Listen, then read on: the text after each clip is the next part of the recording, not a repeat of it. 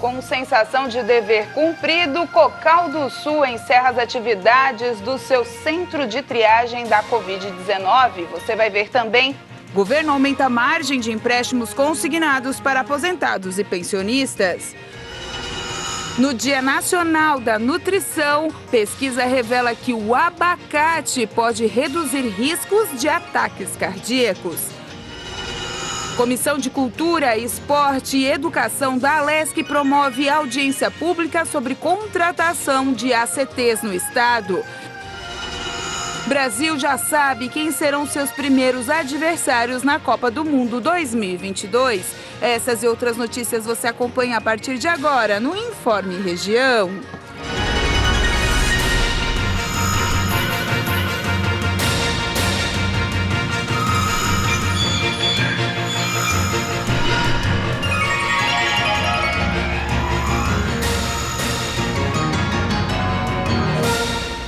Olá, muito boa tarde. Hoje, dia 1º de abril de 2022, sexta-feira, tempo bom, mas frio em todo o sul catarinense. E uma boa notícia para a gente começar essa edição de sexta-feira. O desemprego caiu a 11,2% no trimestre até fevereiro. Essa é a menor taxa para o período desde o ano de 2016. O número representa a variação de 0,4 ponto percentual na comparação com o trimestre anterior. Na comparação com o último trimestre, o número de pessoas em busca de trabalho caiu 3,1%. Mas o Brasil conta com 12 milhões de desempregados. O IBGE observa que, apesar do resultado continuar mostrando tendência de queda verificada nos últimos trimestres, a diferença é que nesse trimestre não se observou um crescimento significativo da população ocupada. Estimado em 95,2 milhões de pessoas, o contingente de ocupados ficou estável frente ao trimestre anterior, o que, segundo especialistas, pode estar retomando um padrão anterior à pandemia de Covid-19, já que nos trimestres anteriores era verificada a retração dessa população. Dados do IBGE indicam que uma das únicas categorias em expansão foram os empregados no setor privado com carteira de trabalho assinada, que avançaram em 1,1% frente ao trimestre anterior, ou uma adição de 371 mil pessoas. Já no contingente de trabalhadores por conta própria, houve declínio de 1,9% na comparação com o trimestre encerrado em novembro, uma queda de 488 mil pessoas. A quantidade de profissionais informais caiu de 38,6 para 38,3 milhões, de um trimestre móvel para o outro, com a taxa de informalidade indo de 40,6% a 40,2% no período. Os informais abrangem trabalhadores sem carteira assinada, o empregador e trabalhador por conta própria sem CNPJ e o trabalhador familiar auxiliar. O rendimento médio do trabalhador ficou estável em R$ 2.511, menor nível já registrado em um trimestre encerrado em fevereiro, desde o início da série histórica da pesquisa, em 2012. O Instituto Brasileiro de Geografia e Estatística, o IBGE, divulgou que a mão de obra desperdiçada no Brasil ficou em 27,3 milhões de pessoas. Esse contingente compreende desempregados, pessoas que trabalham menos horas do que gostariam e os trabalhadores que não buscam emprego, mas gostariam de estar trabalhando. O país tinha 27 milhões e 300 mil trabalhadores subutilizados no trimestre encerrado em fevereiro de 2022, segundo a Pesquisa Nacional por Amostra de Domicílios, PNAD Contínua. Os dados divulgados nesta quinta-feira pelo Instituto Brasileiro de Geografia e Estatística, IBGE, mostram que houve queda de 6,3%, menos 1.800.000 subutilizados frente ao trimestre imóvel anterior e retração de 17,8%, menos 5.900.000 pessoas em relação ao igual trimestre do ano passado. O contingente de trabalhadores subutilizados, também chamada de mão de obra desperdiçada, compreende desempregados, pessoas que trabalham menos horas do que gostariam e os trabalhadores que não buscam emprego, mas gostariam de trabalhar. O indicador é um bom termômetro do mercado de trabalho, por englobar a subocupação e a desistência da procura. Esse grupo correspondia a 23,5% da força de trabalho ampliada do país, que soma a força de trabalho com a força de trabalho potencial, a chamada taxa de subutilização no trimestre encerrado em fevereiro. O indicador era de 25% no trimestre encerrado em novembro de 2021 e de 29,2% em igual período de 2021. O crédito consignado de aposentados e pensionistas do INSS teve sua margem de crédito aumentada, pelo menos pelos próximos 4 meses. Até a publicação do texto, o limite do crédito consignado era de 35%. Aumentou para 40% e poderá ser descontado já na folha de pagamento do benefício. Foi a segunda vez que o Palácio do Planalto liberou esse limite de crédito. No ano passado, a iniciativa vigorou por 9 meses para diminuir os impactos financeiros da pandemia de Covid-19. O texto perdeu validade em janeiro deste ano. De acordo com o governo, os beneficiários ainda enfrentam os efeitos da pandemia e por isso foi preciso aumentar o limite do crédito mais uma vez. O novo texto tem validade de 4 meses. Pela regra, 5% dos recursos devem ser utilizados para abater compras no cartão de crédito e outros 35% devem ser depositados na conta corrente. A expectativa da equipe econômica do presidente Jair Bolsonaro é liberar cerca de 200 bilhões de reais em empréstimos. A seguir, os grandes benefícios do abacate para a saúde.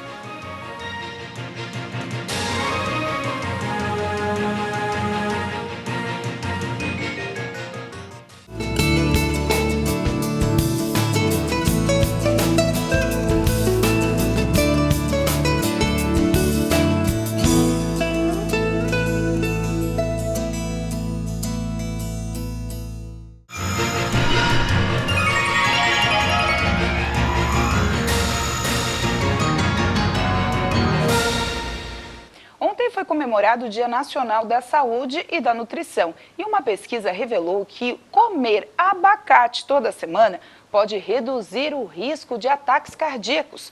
Outro estudo apontou que os homens de 60 anos têm um maior risco de morte por doenças cardíacas nas noites mais quentes. A data que lembra a importância da saúde e nutrição faz parte do calendário oficial do Ministério da Saúde e foi criada para incentivar os brasileiros a lembrarem o quanto uma boa alimentação é importante para a saúde. Um exemplo disso foi apontado por uma pesquisa realizada no Departamento de Nutrição da Escola de Saúde Pública de Harvard, nos Estados Unidos. O estudo revelou que comer um abacate por semana reduz o risco em até 21% de ataques cardíacos em homens e mulheres, inclusive quando consumimos no lugar de manteiga, queijo ou carnes processadas. A pesquisa acompanhou mais de 68 mil mulheres e 41 mil homens, inscritos em 2 estudos de longo prazo sobre os fatores de risco para doenças crônicas. A doença cardiovascular é uma das principais causas de morte em todo o mundo. De acordo com a Organização Mundial da Saúde, esse mal tira quase 18 milhões de vidas todos os anos no mundo. Somente nos Estados Unidos, os Centros de Controle e Prevenção de Doenças dizem que as doenças cardíacas tiram uma vida a cada 36 segundos. Um outro estudo realizado pela Universidade de Toronto, no Canadá, apontou que os homens de 60 anos ou mais têm o maior risco de morte por doenças cardíacas nas noites mais quentes. Os pesquisadores analisaram os dados de cerca de 40 mil mortes de adultos por doenças cardiovasculares durante os meses de junho e julho, entre 2001 e 2015, na Inglaterra e no país de Gales. De acordo com a Biblioteca de Medicina Americana, prevenir doenças cardíacas significa, além de ter uma alimentação saudável, manter o peso, pressão arterial e colesterol sob controle, dormir bem, controlar o estresse e fazer exercícios regulares. A Comissão de Educação, Cultura e Desporto da Assembleia Legislativa de Santa Catarina promoveu uma audiência pública sobre o processo seletivo para a contratação de professores admitidos em caráter temporário, os ACTs, que prestam serviço na rede pública estadual de ensino. O debate contou com a participação de representantes dos profissionais da educação de Santa Catarina, do Ministério Público e Secretaria de Educação do Estado. A Comissão de Educação realizou uma audiência pública sobre o processo seletivo para a contratação de professores admitidos em caráter temporário, os ACTs, que atuam na rede pública estadual de ensino. O debate foi no plenarinho da Assembleia Legislativa. Quem não pôde comparecer de forma presencial teve a opção de participar por videoconferência. Geralmente, o processo seletivo para professores ACTs recebe em torno de 40 mil inscritos, mas no ano passado, 75 mil profissionais se inscreveram para a seleção realizada em dezembro. O dia de provas foi marcado por reclamações de desorganização e posteriores denúncias encaminhadas ao Ministério Público, apontando uma série de irregularidades que estariam comprovadas em vídeos. Na sequência, o processo de escolha das vagas pelos aprovados, que há 2 anos deixou de ser presencial para ser online, também apresentou problemas e vários professores acabaram desistindo de dar aulas. O servidor Gabriel Damasco, representante da Secretaria de Estado da Educação, reconheceu que houve erros no processo seletivo. Alegou que foi um ano atípico e, quanto à chamada online para a escolha de vagas, afirmou que o novo sistema foi adotado para facilitar a vida dos professores que enfrentavam condições desumanas na forma presencial. Ele garantiu que o governo trabalha para aperfeiçoar o novo modelo. É um sistema bastante complexo, então a gente realmente precisa estar monitorando e precisa estar aperfeiçoando, mas é um sistema que veio para ficar, é um sistema que a gente entende que é uma inovação, não faz, na nossa visão, claro, não faz tanto sentido um candidato ter que se deslocar para fazer a chamada, sendo que ele pode fazer virtualmente, de qualquer lugar que ele se encontrar. Muitas vezes candidatos precisavam faltar um dia de trabalho para estar presente na chamada. Hoje em dia ele consegue fazer essa intenção no intervalo de uma aula, no intervalo de outro trabalho. Então, é um sistema que a gente entende que veio para melhorar e que, sendo necessário, a gente vai aperfeiçoar e vai melhorar ele. O coordenador do Sindicato dos Trabalhadores em Educação de Santa Catarina, Luiz Carlos Vieira, discordou, pediu a volta da chamada presencial e explicou por que a escolha de vagas na forma online não está funcionando. Ela não tem transparência, os professores também não sabem quais são as escolas, a distância das escolas que se tem. E porque é o algoritmo que faz a escolha. Nós já discutimos com a Secretaria de Educação que não pode ser o maior número de aulas da qual é a opção do professor, mas sim a opção que ele fez primeiro, segunda e terceira, mesmo que o número de aulas seja menor, porque ele já investigou a comunidade escolar, ele já sabe a distância entre as escolas e, nesse sentido, é que garante que aquele professor possa dar continuidade no seu trabalho pedagógico. Professores ACTs de todo o estado participaram e puderam expor as dificuldades que vêm enfrentando. Promotores de justiça acompanharam tudo e garantiram que o Ministério Público está trabalhando para que o processo seletivo seja aprimorado. A presidente da Comissão de Educação, deputada Luciane Carminati, que presidiu o debate, considerou positivo o resultado da audiência. Os participantes decidiram dar continuidade às discussões em um grupo de trabalho, além de encaminhar a ata da audiência para o Ministério Público. Nós estaremos enviando esse documento oficial com as sugestões e também com as denúncias das irregularidades, tanto para a promotoria na Vara da Moralidade, na 12ª Promotoria, assim como também no Centro Operacional dos Direitos da Criança e do Adolescente, assim como constituído um grupo de trabalho para fazer esse diálogo diretamente com a sede. Nós queremos processos presenciais com um tempo maior ao início do ano letivo, para que justamente não se prejudique o início das aulas e os alunos fiquem sem professor. Com muita emoção e sentimento de dever cumprido, assim foi o encerramento das atividades do Centro de Triagem contra a Covid-19 no município de Cocal do Sul.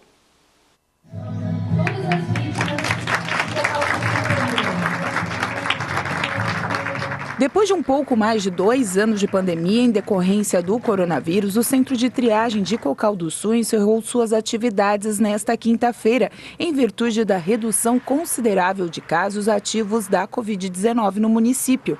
Em um ato marcado por homenagens, os profissionais se despediram do local, que foi a sua segunda casa por muito tempo, no qual se dedicaram incansavelmente todos os dias para cuidar da população em um momento tão difícil. Estiveram reunidos os profissionais da saúde, servidores da administração municipal, o prefeito Fernando De Favre e o vice-prefeito Eric Zeferino.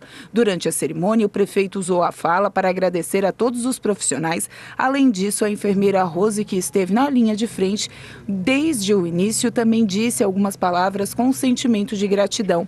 A partir de agora, os atendimentos serão realizados no pronto atendimento e, durante a pandemia, o Centro de Triagem evitou a sobrecarga do Serviço Público de Saúde de Cocal do Sul, estando preparado para realizar a identificação, triagem e encaminhamento dos casos mais graves. Os presentes na cerimônia fizeram um círculo em 1 minuto de silêncio em memória daqueles que partiram por causa do coronavírus. A ambulância tocou a sirene e as pessoas soltaram 62 balões brancos em direção ao céu, em alusão às vítimas da doença em Cocal do Sul, emocionando a todos os presentes.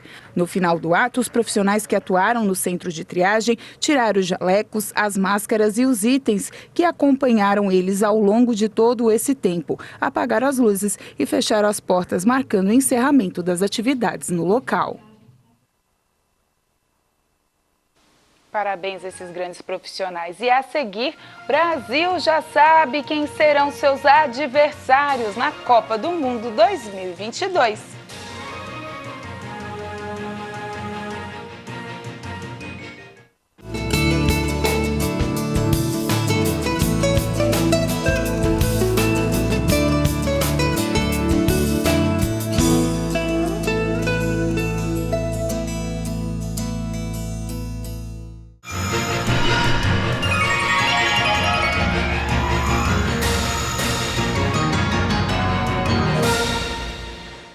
A FIFA, em cerimônia, mostrou ao mundo quais seleções irão se enfrentar na fase de grupos agora da Copa do Mundo 2022 no Catar.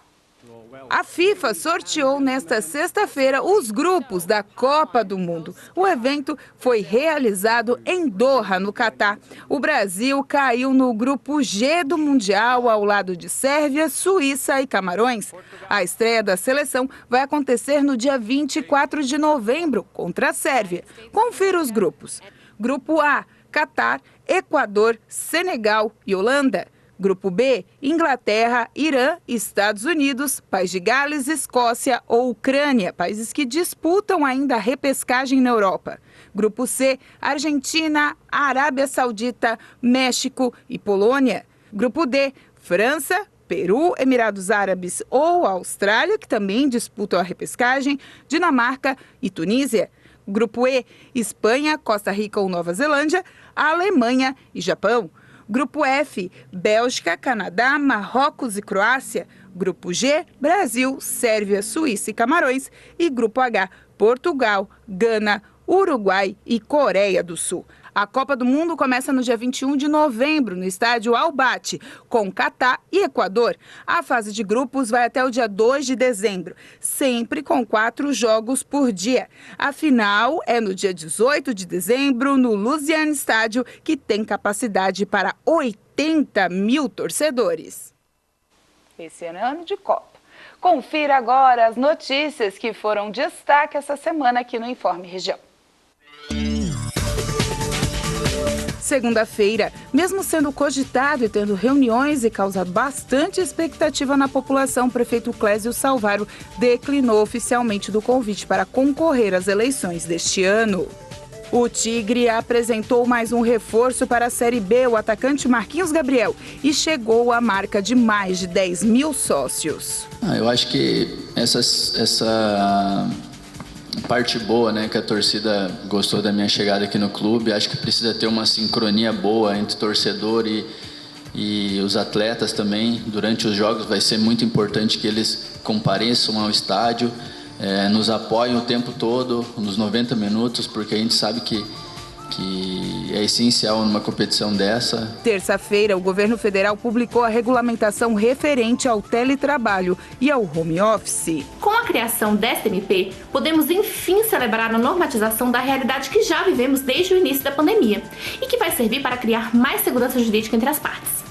Mas devemos observar com cautela para que haja o fornecimento das ferramentas necessárias para o empregado trabalhar em home office. Consumir adoçantes artificiais pode aumentar o risco de câncer, é o que disse um estudo realizado com mais de 100 mil franceses. Pessoas que ingerem quantidades de adoçantes acima da média são 13% mais propensas a desenvolver tumores malignos, de acordo com uma pesquisa publicada na revista PLOS Medicine.